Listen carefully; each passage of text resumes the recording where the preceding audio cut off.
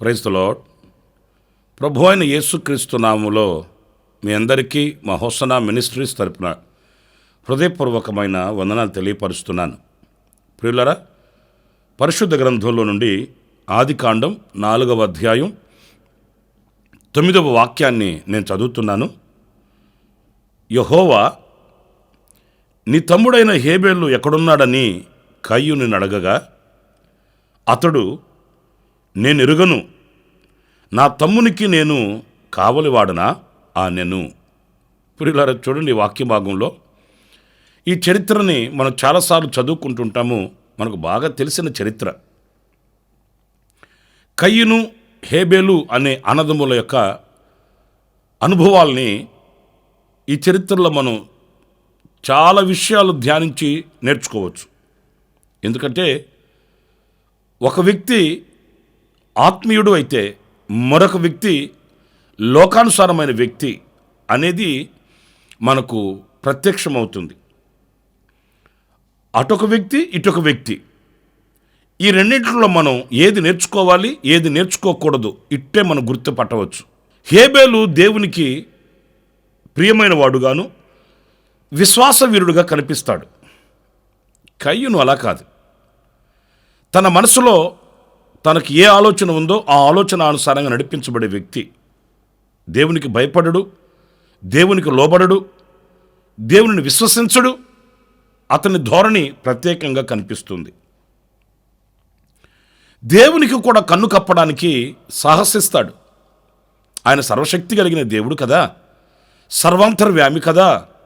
ఆయన చూడని సృష్టం ఏమున్నది అనే అవగాహన తనకు లేదు. అందుకే తాను అర్పణ తీసుకుని వచ్చినా కూడా ఆ అర్పణలో వంచన కనిపిస్తుంది. ఏదో దేవునికి ఇవ్వాలి, ఏదో దేవుని దగ్గరికి వెళ్ళాలి, ఏదో ఆయనకి కనబడాలి అనే ఒక ఆచార సంబంధమైన వ్యక్తిగా కయ్యూను కనిపిస్తాడు. కానీ హేబేలు అలా కాదు. హృదయ అంతర్భాగాలలో నుంచి విశాలమైనటువంటి హృదయంతో దేవునిని ప్రేమించిన వ్యక్తి, ఆయనను గణపరిచిన వ్యక్తి, ఆయనకు లోబడిన వ్యక్తి, దేవుడు నన్ను చూస్తున్నాడు అనే మంచి అవగాహన కలిగిన వ్యక్తి. ఇలాంటి వాళ్ళు కొందరే కనిపిస్తారండి. భక్తి చేస్తున్నప్పటికీ ఆ భక్తిలో ఒక యథార్థతని, దేవుడు మెచ్చే ప్రీతికరమైన భక్తిని అనేక మంది అలవర్చుకోలేరండి. ఆచారంగాను ఏదో క్రైస్తవ కుటుంబంలో పుట్టి పెరిగాం గనుక మనం కూడా భక్తిని చేయాలి అన్నట్లుగా ఈ కయ్యూను యొక్క అనుభవాలకి సమీపాన అనేకులు నడిపించబడుతూ ఉంటారు. ప్రియులారా, ఇక్కడ మనం గమనించవలసింది, ఈ కయ్యూను హేబేలు అర్పణ దేవుడు అంగీకరించేసరికి మనసులో ఈర్ష్య పెంచుకున్నాడు. నేను అంటాను, కయ్యూను హేబేలు మీద ఎందుకు ఈర్ష్య పెంచుకున్నాడు? దేవుడు కదా ఆ అర్పణను అంగీకరించింది. వాస్తవంగా దేవుని మీద కోప్పడాలి. చూడండి, ఈర్ష్య అనేది ఎంత ఘాతకానికి దారితీస్తుందో అనేది మనం గమనించాలి. హేబేలు అర్పణ తీసుకుని వెళ్ళాడు. ఇప్పుడు కయ్యూను హృదయంలో ఈర్ష్య ఏంటి? ఆ అర్పణ దేవుడు అంగీకరించాడనే కదా. మరి దేవునిని కదా అడగాలి. తన అర్పణ ఎందుకు అంగీకరించారు, నా అర్పణ ఎందుకు అంగీకరించలేదు అని ప్రభువుని అడుగుంటే ప్రభు చెప్పుండేవాడు. కానీ హేబేలు మీద ఈర్ష్య పెంచుకొని అతనిని కొట్టి చంపేశాడండి. మొదటి హత్య అక్కడే నమోదయ్యింది. ప్రియులారా, చూచుచున్న దేవుడు కయ్యూనిని హెచ్చరించాడు, నీ తమ్ముడెక్కడ? ఇక్కడ ఒక మాట చెప్తాను. ఎంత బాధ్యత లేని వ్యక్తిగా మనకు కనిపిస్తాడంటే కయ్యూను, నేను నా తమ్మునికి నేనేమైనా కావాలి వాడినా అని అంటాడండి. చూసారండి, బాధ్యత లేని వ్యక్తి. తన రక్తాన్ని పంచుకొని పుట్టిన తన సహోదరుణ్ణి ఎక్కడున్నాడు అని అంటే నాకు తెలియదు, నేను కావాలి వాడిని కాదు కదా, అతనిని కాచుకోవలసిన అవసరం నాకు లేదు కదా అంటాడు. ఎంత దారుణమండి. ఈ రోజున నా ప్రియ సహోదరులారా, ఆ కయ్యూను ఇప్పుడు బ్రతికి లేకపోయినప్పటికీ చాలా కుటుంబాలలో అతని యొక్క ఆత్మ లేక అతని అనుభవాలు జీవిస్తూనే ఉన్నాయండి. కుటుంబంలో నలుగురుంటే నలుగురికి ఒకరి మీద ఒకరికి బాధ్యత కనిపించట్లేదు. ఒక కుటుంబంలో ఇద్దరుంటే ఆ ఇద్దరిలో ఒకరి మీద ఒకరికి బాధ్యత కనిపించట్లేదు. నేను సంపాదించుకున్నానా, నేను కూర్చుకున్నానా, నేను గొప్పవాడిని అయ్యానా, అయ్యో నా తమ్ముడున్నాడే, అయ్యో నా అన్నయ్య ఉన్నాడే, నా చెల్లి ఉందే, వారి మీద నాకు ఒక బాధ్యత ఉంది కదా అని ఆలోచించి వ్యక్తులు ఈ రోజున కరువైపోతున్నారు. ఎవరి స్వార్థం వాళ్ళది అయిపోతుందండి. ఒక తల్లి గర్భంలో పుట్టి రక్తాన్ని పంచుకొని పుట్టిన అన్నదమ్ముల మధ్య కూడా ఈ రోజున ఆనాడు కనబడుతున్న ఆ చీకటి అనుభవం ఈనాడు కూడా పొడచూపుతూనే ఉంది అనేక కుటుంబాలలో. బాధ్యత లేని అనుభవాలండి. నా తర్వాత పుట్టినవాడు కదా, వానిని నేను కాపాడుకోవాలి కదా, వానిని నేను రక్షించుకోవాలి కదా అనే ఆధ్యాత్మికమైన చింతన అనేకులకు కలగట్లేదు. వారు రక్షించబడ్డారు, బైబిల్ పట్టుకొని ఆదివారం తిన్నగా భక్తిగా దేవుని మందిరికి వచ్చేస్తారు. మరి ఆ ఇంట్లోనే ఉన్నారు తన అన్నదమ్ములు, వాళ్ళ సంగతి పట్టించుకోడు, వాళ్ళ గురించి ఏనాడు ప్రార్థన చేయడు, వాళ్ళకి ఏనాడు సువార్త ప్రకటించడు, ఏనాడు తన అనుభవాన్ని వాళ్ళతో పంచుకోడు. తాను క్షేమంగా ఉంటే చాలు అనుకునే వ్యక్తులు ఈరోజు కనిపిస్తున్నారండి.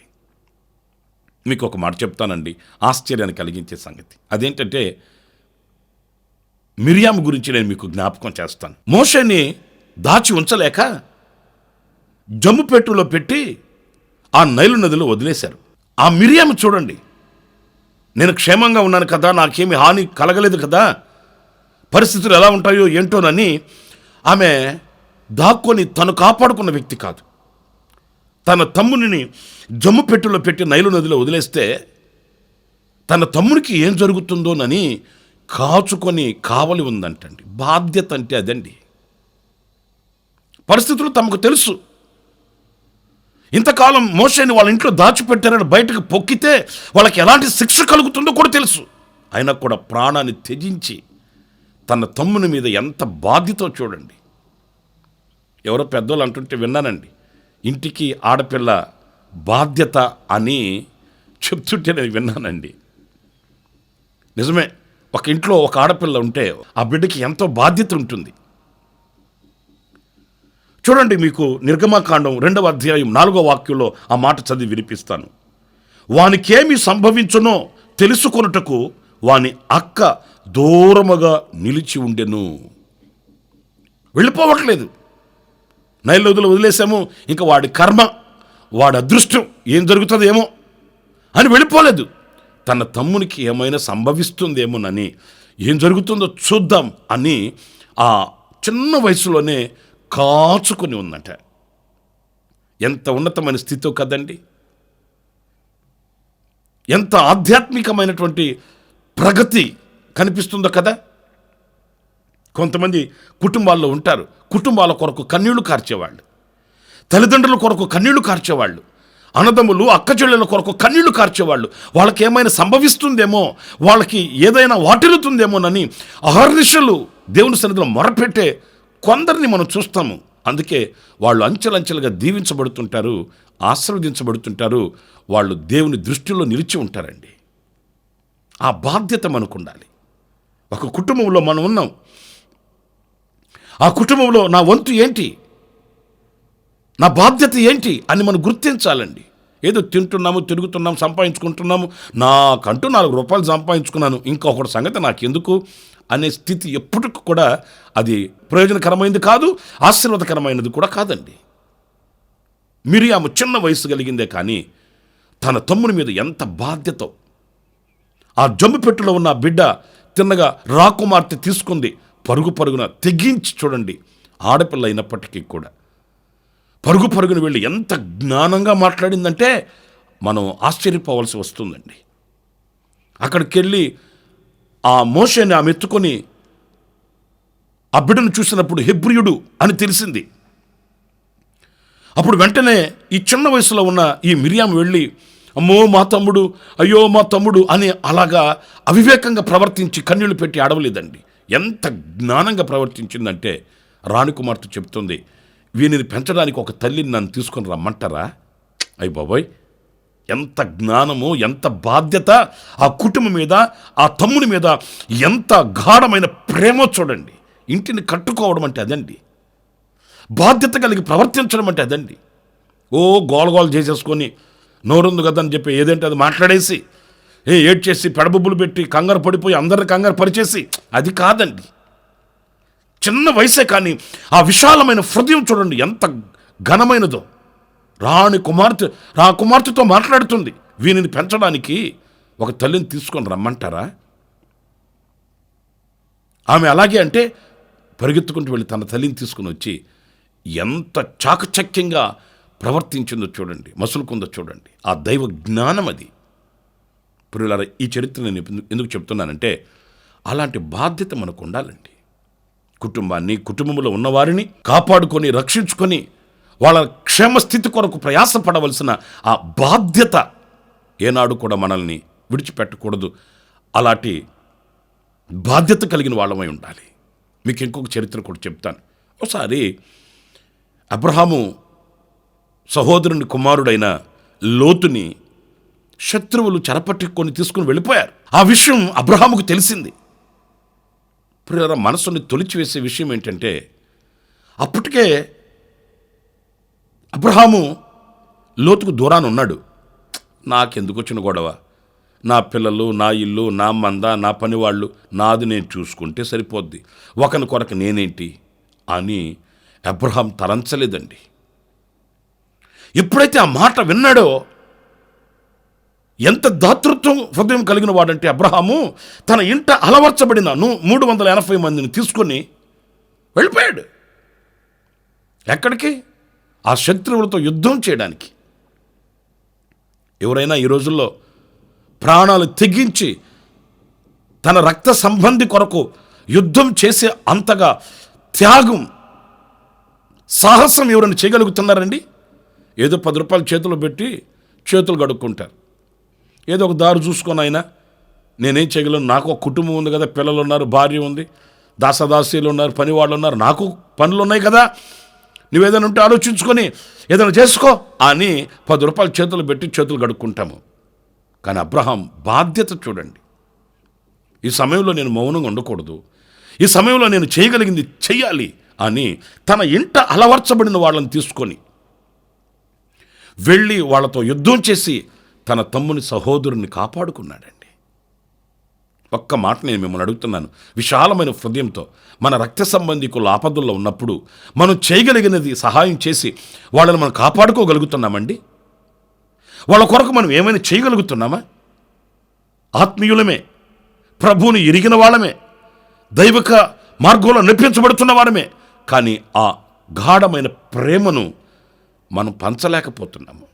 స్వార్థం అడ్డొస్తుంది, లోకం మనకు అడ్డు తగులుతుంది, బంధాలన్నీ పటాపంచలు చేసుకుంటాము. దారుణమండి. ఆ బాధ్యత చూడండి. అబ్రహాం ప్రాణం తెగించి తన కొరకు కాదు, తన సహోదరుని యొక్క కుమారుని కొరకు. అందుకే దేవుడు ఇది జరిగిన తర్వాత అబ్రహాముని ఆశీర్వదించినట్లు లేఖనాల్లో మనం చదువుతాము. దేవుడు దృష్టిస్తాడండి. మన హృదయం ఎంత విశాలమైనది, మన యొక్క ప్రార్థన ఎంత విశాలమైనది, మన మనస్సు ఎంత విశాలమైనది ఆయన గమనిస్తాడు. నేను భక్తుడిని, ఇక నాకు లోకంతో పని లేదు, బంధువులతో పని లేదు, బాంధవ్యాలతో పని లేదు, నేను ప్రభుని ఎరిగాను కనుక ముడిగట్టుకుని కడుపు కట్టుకుని బైబిల్ పట్టుకుని కూర్చోవాలి, ఇంక ఇదే కదా భక్తి అంటే. అది కాదండి. విశాలమైన హృదయం మనకు కావాలి. ఈ బాధ్యత మనకు ఉండాలి. కీర్తనలో చక్కటి మాట మనం చదువుతాము. 35వ కీర్తన 13వ చరణం. వారు వ్యాధితో నున్నప్పుడు గోనె పట్ట కట్టుకుంటుని, ఉపవాసము చేత నా ప్రాణమును ఆయాసపరుచుకుంటుని. ప్రియులారా చూడండి, ఎవరో వ్యాధితో రోగంతో ఉన్నారంట, వారి కొరకు ఈయన గోనె పట్ట కట్టుకొని ఉపవాసం ఉండి తన ప్రాణాన్ని ఆయాసపరుచుకున్నారంట. మనం ఎవరి కొరకైనా ప్రార్థన చేయగలుగుతున్నామా? ఎవరైనా రోగస్తులుంటే, వ్యాధితో బాధతో ఉన్నవాళ్ళు కనబడితే వాళ్ళ కొరకు ఉపవాసం ఉండి ప్రాణమును ఆయాసపరుచుకొని గోని పట్టుకట్టుకొని అంత కార్యాలు మనం చేయగలుగుతున్నామా? ఎవరైనా కనబడితే మనం పక్కకు వైద్యులు వెళ్ళిపోతాం.